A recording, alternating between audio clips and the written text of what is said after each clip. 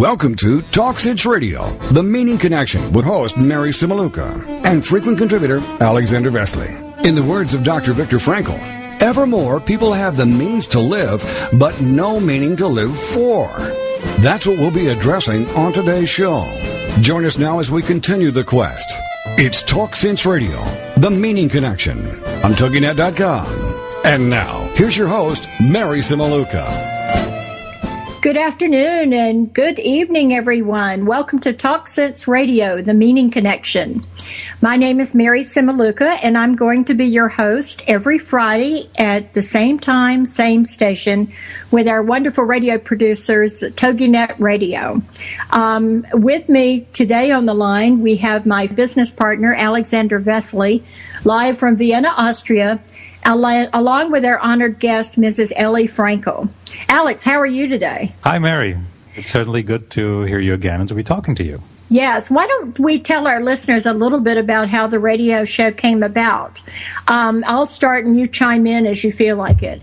Okay. As most of you know who are listening, Alex and I are the producers of, and Alex is the award-winning director of, the upcoming documentary to be released July 1st, Viktor Frankl movie, a movie about Alex's grandfather, Dr. Viktor Frankl. Dr. Frankl is probably best known around the world, for those of you listening who may not be aware, as the author of the landmark book, Man's Search for Meaning. And he's often been called the greatest thinker of the 20th century.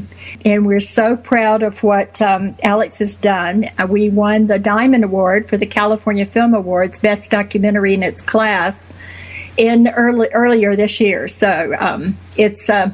Even if we don't go any further with the film, although I know you people out there in the world are very excited to get your hands on it, we are very proud of what Alex has done so far, and grateful that we've been able to do that.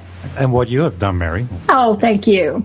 I wanted to ask you about a little bit more about the movie. I noticed that when we were dealing with all the different people in the film, we've got some wonderful friends of your grandmother's.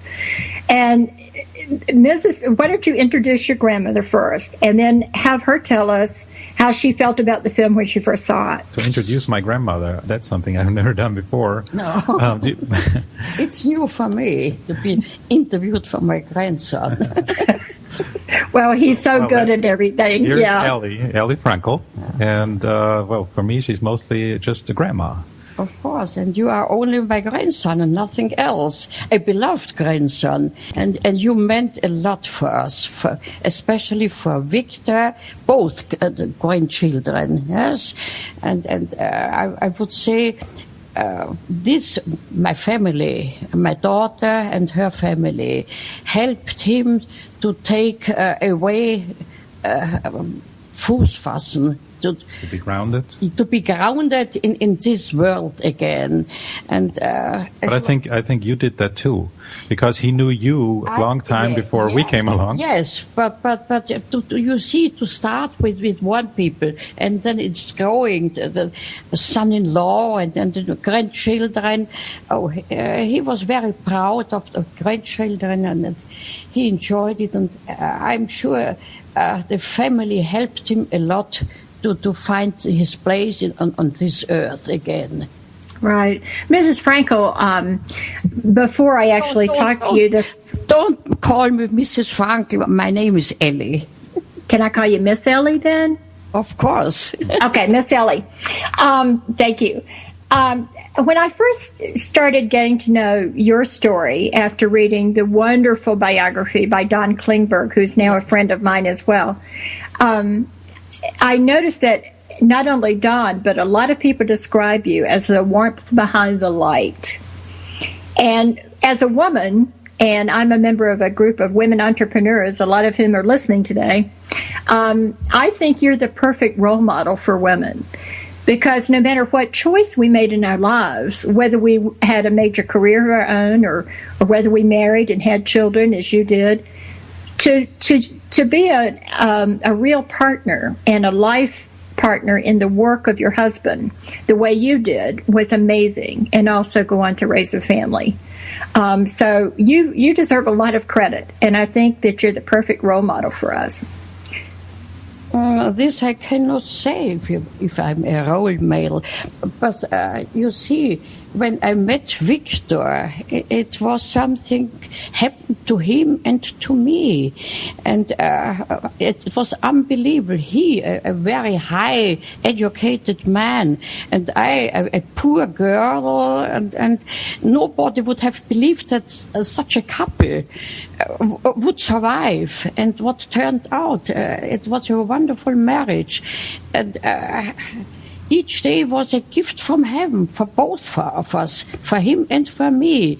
And after having our daughter, and afterwards she married a wonderful man, and then the grandchildren, Alexander and Katja. This was the greatest gift for Viktor and for me too. And yes. Otherwise, I think he wouldn't have such a long life without this wonderful family. Well, that's the important part, and you helped to create that. Not only that, but the amazing work that he did. You worked just as hard as he did. When I met Viktor, he was close to commit suicide. He has written his book, and then he was nothing was in wait of him, and thanks to him, I came into his life, and we started a new life. And it was a wonderful life. It was not easy. It was not always easy.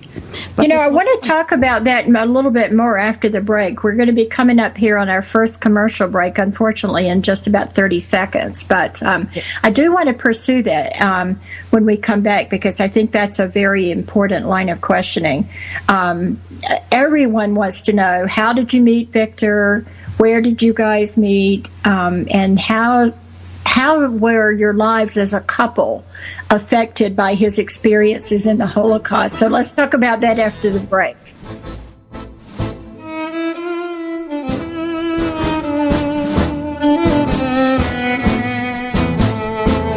This is TalkSense Radio, the Meaning Connection.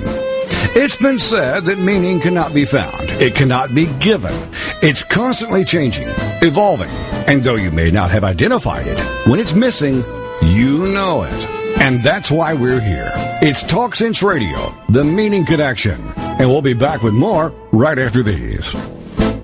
Welcome back, everyone, to TalkSense Radio, the Meaning Connection. We are live from California and Vienna, Austria, with our guest, Alexander Vesely, and his grandmother, Mrs. Elly Frankl. So, Mrs. Frankl, we wanted to get back to the point we were discussing about how you met Viktor. So why don't you tell us that story? You see, I have no idea about Viktor Frankl. He was an absolute stranger for me. And when I came into his life, I had to beg for a bed for a patient. And you have to say what it is. I worked at the same hospital on a different station. And we have operated a surgery on the patient. We needed a bed, and my boss asked me, Elly, try to find a bed for this patient for 2 nights, and friends said to me, try it by Viktor Frankl. I had no idea who is Viktor Frankl. So I went down to his station and was waiting, and he came out from a room, and I went to him and politely asked him, could you kindly lend us for 2 days a bed for a patient? And he looked at me and gave no answer. And I thought, my goodness, real a psychiatrist. He's not fully aware what he's doing. But after a while, he said, okay, you can have the bed. So I said, thank you. Went away, went to my boss, and said, okay, I have the bed. Oh, and for me, it was over. And 2 days later, I met him again in the hospital, and he said, "Oh, it's wonderful to meet you again. I have so terrible teeth pains. You must bring me to your department." And for me, I was young, and I thought it's a funny thing. So I picked him up and brought him up to the department. And when we entered the room, he said to me, "Frankly speaking, I have no pains, but my only wish was to meet you again." Oh, it was cunning. And so it started everything. And you see, after a few days, he invited me to visit his home. And it was interesting. It was shortly after the war. And in this room were living 18 people. And he has had nothing. We were sitting on the floor. Wow. It was all still destroyed by the war. We're talking post-war Vienna. No windows, nothing, absolutely nothing. And we were sitting on the floor, and he told me about the concentration camp, everything. And now I say it for the first time. He was crying. And after 2 hours, when he stopped telling me all this, he said to me, "But from now on, I never will speak in this room about the concentration camp." And he kept this up to his death. He never spoke in his private room again about the concentration camp. And from that moment on, our togetherness started. It was, for me, not an easy life, but I was used to a very hard life. Maybe Alexander can tell you or show you sometimes picture in which way I grew up, extremely poor. But we found together this highly wonderful man, a bright man, and here a practically uneducated girl. And what turned out a marriage for over 52 years, and each day was a gift from heaven, at least That's for wonderful. me. And I'm sure also for him. And when our daughter was born, it's unbelievable how happy he was. And then later, when we became grandparents. Few people know that most of the books by Viktor Frankl, they would not exist had you not written them. You see, we talked, we discussed everything together, and you see later on, I started typing all this for him, all books and all letters, everything, and when something I didn't understand, I stopped and I said, "I don't write it down. You must try to put it in a way so that everyone can understand it," and he tried to make this, and when I said, "Okay, now it's okay," I typed it, and it made its way out in the world. Well, that was a big gift to him, because I think one of the beauties of his theories and one of the beauties of his writings, and obviously you had an influence on this, is the simplicity. So that anyone, regardless of their station in life, could understand it. And that's what makes it so powerful. That's what he was always trying to do. He was not trying to impress with his academia, with his wisdom. Right. And he tried sometimes for hours. Tell me if that's true. No, he tried for hours to simplify a sentence or an idea that he had. For hours, yes. Until it was so much condensed that it was perfect, and that you could not change or modify anything anymore, reduce it anymore without taking away from it. And this was always his goal. And not all people in academia are this way.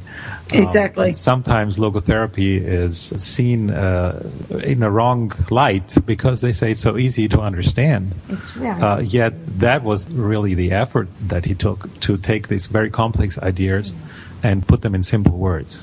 Well, and that's the beauty of it today. You helped him with. Yes, I helped him, and I'm not shy and very open, and it was sometimes very loud in our apartment. I remember when the father of Alexander came for the first time to our apartment, and he thought we are playing a play. It was always very loud in our apartment. Well, you two, I mean, both of you are strong characters. Right. Think, you could keep up with him. Yeah, absolutely. Good thing I wasn't there, huh, Alex? Well, you could have kept up with him too, Mary. But this made our life very interesting, and of course, each day for me was a gift. Really, it was a gift. We have a questioner wrote in and said, which of the many positive personality traits that Viktor had as a person and as a husband did you most value, and why?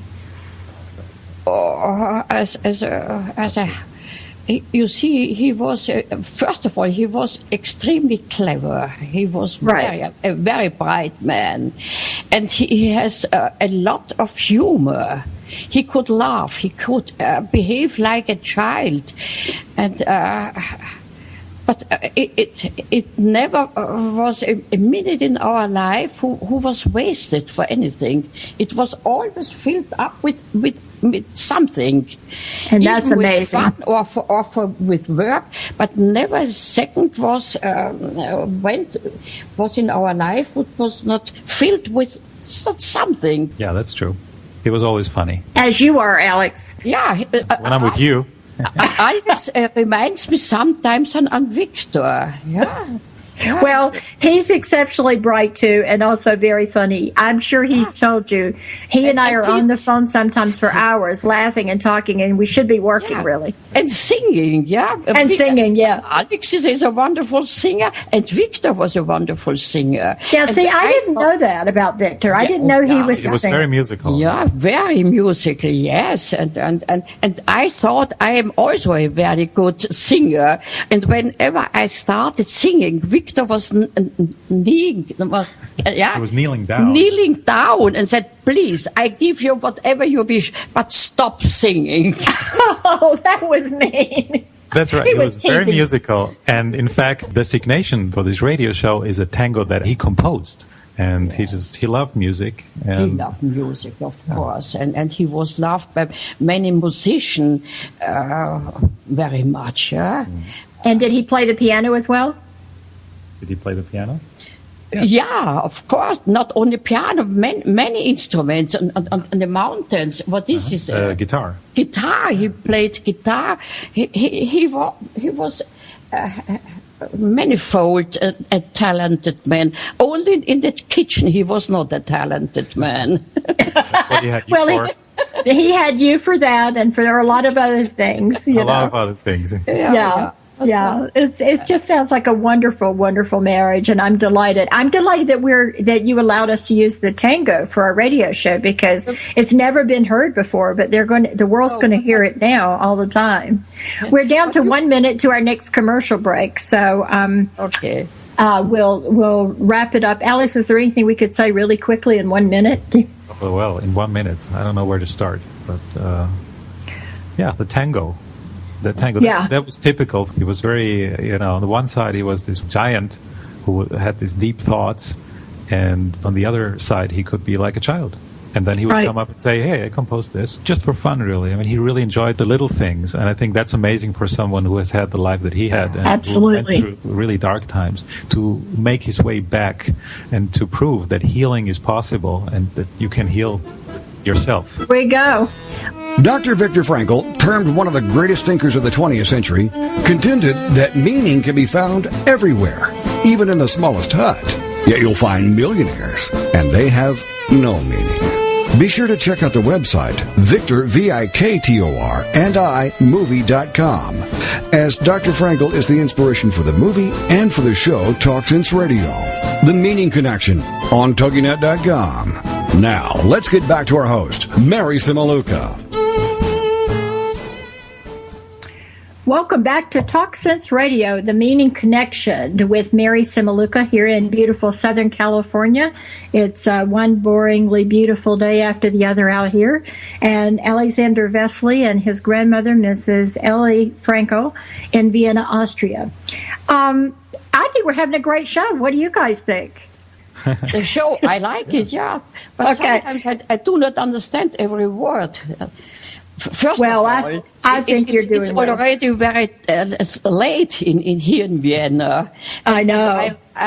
And I was bombarded by people the whole day asking me questions. But this was in my apartment and in German. It was easier. Right. Well, let's talk a little bit about meaning and purpose in life, because our listeners are really interested in the search for meaning, not only in Dr. Frankl's era and your era, Mrs. Frankl, but also in contemporary times. And we had a good question come in today from David Hallowell, who always writes wonderful questions. He's such a big brain himself. And he says, how has the search for meaning, in your opinion, changed in the past 2 decades? And what advice would you have for young people growing up in today's world? What advice would you have? You ask me. You see, next to my apartment is the so-called center of Viktor Frankl in Vienna. And Right. each day are coming at least 30 to 50 young people from schools. And it's interesting watching this. People, young people are very high self-esteem when they came. And when they go through this center and after going away, they are different people. They are talking like human beings, are interested in many other things, not only in cigarettes and sex and so on. They learn something. Life consists on different things, not only on very simple things. And this to watch on young people is for me very interesting.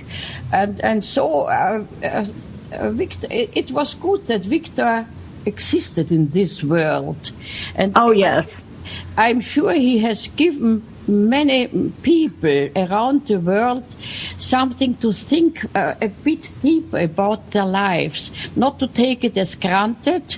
And so many people I know, they are doing nothing out of their life. They are using the life for absolute nothing.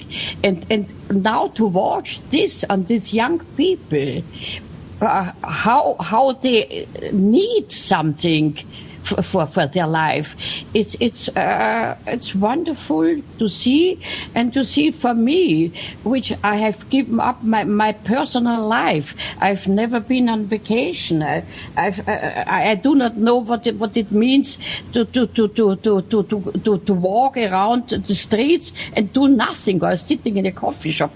I only was working together with Victor. But when I see what turns out, it was meaningful. It was a wonderful, fulfilled life for Victor and also for me. After all, I'm close to 87 years, so my life is coming to an end. But I can look back and say it was a wonderful life from the start on. Being brought up in an extremely poor family. And starting working when I was 9 years of age. Otherwise, we wouldn't have survived. But it was a wonderful, meaningful life. And it's easy to die, because I see, in a way, I lived an extremely rich life. And having not only being married with such a great man, but having a wonderful daughter, a wonderful family. And so the Lord has given me, I do not know why, but he has given me a lot. Well, because you're a very special person, too. I read about how smart you were when you were growing up in school. No, I'm not a special person, but I'm a simple person. But the Lord has given me a brain. So sometimes I start thinking do I deserve all this? But after all, it's up to the Lord to do. Yes, it is. Yes, it is. You and I talked briefly about this when we first spoke on the phone a couple of months ago. I lost my husband in 97 as well, and I've told this to Alexander. It's been a challenge to read because my life was defined by him and his work for a long time as well, and it has been a challenge for me to uncover new meaning in my life. And I say to Alex all the time, I went through tragedies. I lost my grandmother, my mother, my father, my husband to cancer, and my best friend to murder. And then yet I call myself having been in a vat of mud, moving to California and landed in a vat of sunshine after I met Alex. So this whole movie and the whole project has really given my life new meaning. And I think our listeners would like to know, after Victor passed away, or passed on, as we say in Catholicism, how have you defined your new meaning? You see, Victor left so many things after his death. Frankly speaking, before he died, he said to me, Elly, took everything what is in our room and is in connection with logotherapy, throw it away and live your life. You have never lived your personal life. You lived for logotherapy and for your family and for heaven knows, but you have never lived your life. And in a way, it's true. I have never been on vacation. I do not know something to sit down in a coffee shop. I never go to a theater. All this I do not know. But now, if I'm going through all these letters from prominent people from the last century, it's a wonderful sitting down for hours and going all this through. It's again a gift. Yes, I can't wait to come to Vienna and see some of those letters myself. Yeah, maybe, but you see from so many prominent people. I didn't know it. You see, in my eyes, Victor was not prominent. He was my husband, my beloved husband. Right. But he was not a great man in my eyes. But now, through all these letters, I noticed, my goodness, this is Viktor Frankl. Well, I was wondering, and I was going to ask Alex this too. When did you first, Alex, realize that your grandparents weren't ordinary people, that they were very, very famous people? Well, when I was a kid, they were always traveling, and they would come back from California, from somewhere in the world, and that was actually very nice for my sister and I, because they would always bring gifts. So it slowly sank in that there was a reason why they were, always traveling. But I didn't really know why, because for most of my life I was not interested in logotherapy or the theories of my grandfather. That came a little later, and then I realized what this really is about. And for me, that was a discovery I had to do myself. Because for me, it was grandpa and grandma. You don't see your own family as, even if they might be famous in the world, you don't see them as famous people. Right. But you guys are like royalty in a lot of places in the world. I mean, you're really held in high esteem, both of you, both Dr. Frankl and Mrs. Frankl. I never, ever hear anyone talk about one without the other. I never hear a description of Victor without, and then there was Elly. Elly was central to his work and to his life. I'm sure he could not have done half of what he did without you. Absolutely. And I'm not sure that had he met another woman that anyone would have taken the sacrifice as you decided to do. I have never met anyone who would have done this. You know how we have been called here in Vienna, in the district where we lived, the Siamese twins. Because you were always together. You were always traveling. I landed in New York 83 times. Wow. But you've been there more than I have. But Australia, India, and I think when he was traveling alone, when my mother was still a baby, he would write you a letter. Every week? Day. Every day. Every day he wrote me a letter. but without. But you see, I very often ask myself, why have I deserved this? I was not a good girl. I was a terrible girl. You were trouble. I'm not clever. I'm not bright. Oh, you are. You are. I'm not a beauty. I do not know why. You were a great beauty. I just told my assistant this morning, you were a great beauty. I've seen young pictures of you. So don't say that about yourself. But she was trouble. If you would hear some of the stories of what she did when she was a kid, she was trouble. Oh, really? Okay. We're down to 30. My goodness. Tell the story when you came home from school with your... I told Alexander recently I was a terrible child. Yeah, in school, yeah, I was such a terrible child that the teacher couldn't help them. They took what is it? A leukoplast. Band-Aid. Oh, and put it over her mouth. Yeah, I read that. Right. Welcome back, everyone. Alex and Miss Elly. Let's continue what we were talking about. So I hear Miss Elly was something of a bit of a rascal growing up. And why don't you tell us a little bit more about your early life? No, if I start telling you stories about that time, I couldn't end, and now sometimes I am ashamed of, and I ask myself, why have I done this? I cannot answer it. I do not know. And my brother was absolutely the contrary. He was a very sweet boy, a friendly boy, and a good boy, and I was like a Satan. I don't think you were like Satan. That's a terrible thing to say. But did you just have the one brother? And tell us a little bit about your parents. Yes. I've had one brother, a wonderful boy. He was contrary to me. He was an angel in my eyes. Yes. He never has done things I have incessantly made.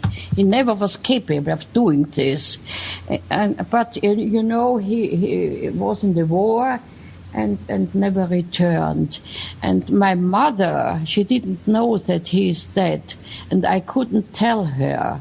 And she, up to her last moment in her life, she thought Alphonse, with the name of my brother, will return. But of course, he cannot return. He was shot down a few days after the war. Was he a pilot? Pilot? No. Huh? Was he a soldier? He was a soldier, yes. Simple. Yeah, a very simple soldier. And, I'm sorry to hear that. It was a terrible time. Yeah, a war is something, and still it happens in the world. Right. But it was terrible. It was, but even though you grew up poor, and Alex and I have talked about this, that you've related to him, that you felt love. And love is and meaning is what makes the world go around. So you had that warm family love, and I think a lot of good things come from that. Yeah. In spite of unspeakable horrors and circumstances. Yeah. But it's interesting that war, since mankind exists, war also exists, and seemingly as long as people exist around the world, war also exists. It never stops. It's right. No one can. I can explain why it is. I do not know why. Right. I cannot explain it, but it's terrible. It is terrible. Well, were your parents very, very, they must have been very, very smart too, both your parents? My parents were very, very poor, extremely poor. And so came that I started hard working when I was 9 years of age. I was cleaning, was Wäsche waschen. Doing the laundry? The laundry for other people. But now I tell you a funny story. We have been in Costa Rica, and the great cellist Pablo Casals was still alive.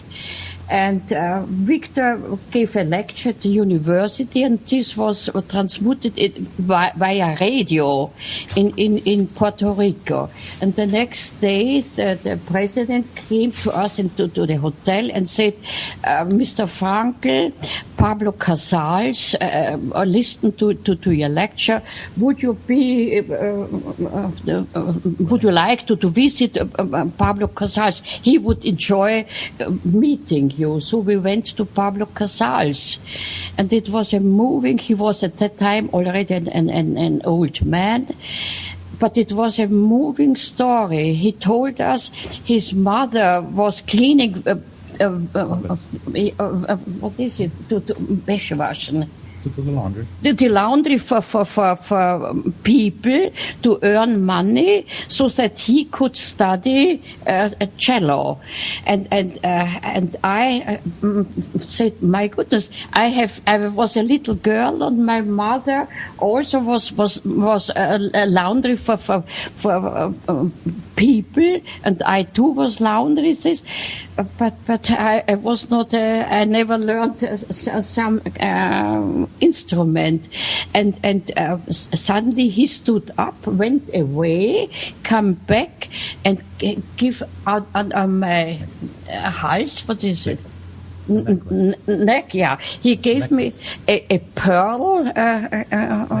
Yeah, and said. He bought say it in my English pearl necklace, mm-hmm.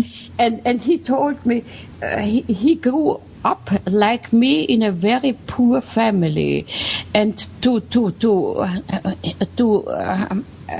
have the money that her son can study cello.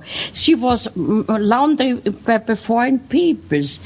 Okay, and he came to me and gave a pearl kette. A necklace. Yeah. A necklace about my neck, and said, for my first earned money, I bought this for my mother. But his mother was dead. Now I have this pearl. Imagine. Give that to you. It's unbelievable. Well, you're like a mother to the world now because so many people know about you. In fact, yesterday... Only 3 or 4 people don't know. No, but that's true what you say, Mary. A lot of people coming to Elly, when they meet her on the street, they stop her and they tell her all their problems, small problems or bigger problems, and you do therapy on the spot. On the street, Viktor, when I went shopping and returned lately, he always asked me, on which corner have you made psychotherapy? And it's true. People are telling me all stories. I'm not so interested, but everyone tells me everything. But you do it well. Yes. And they have nothing to pay for it. Well, that's what we'll start calling you. We'll start calling you Mother to the World now. Last night I was talking to another friend of yours, Jay Levinson, and he said you're like a mother to him. Jay Levinson. Dr. Jay Levinson from Baltimore. Yes, I know him. I like him. He's a great man, and he became like a son for us. He was a wonderful assistant for Viktor. Well, he told me to tell you hello.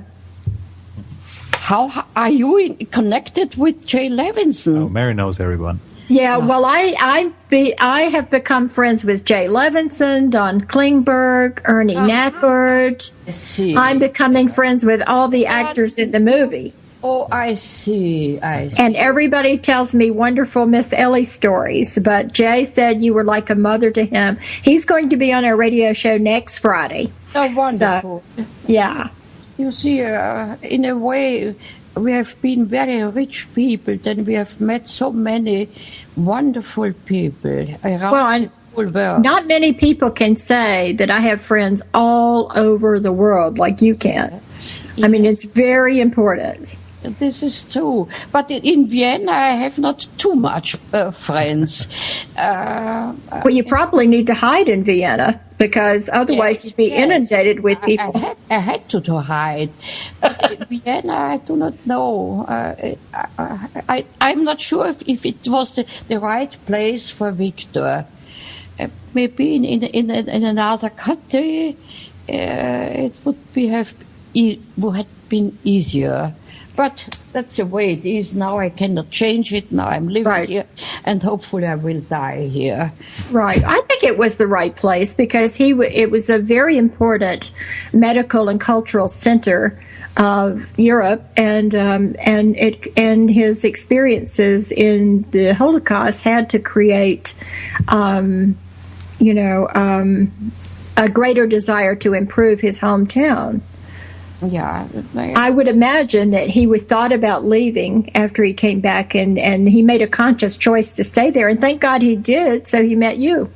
He had the possibility to flee if, the political situation nobody knew after the war. It couldn't change any moment. So he made sure that he could go to Australia as his sister had done, Stella. Right.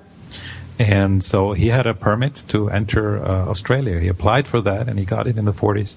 And he traveled there to visit her, and she traveled to Vienna to visit him. But I think otherwise nothing really could have got him out of Vienna. I think he loved it. It's a very quiet place, too, compared to other cities. And also there's the Rux Mountain nearby. That's amazing, yes. Mountain climbing was his most liked hobby, and you climb too.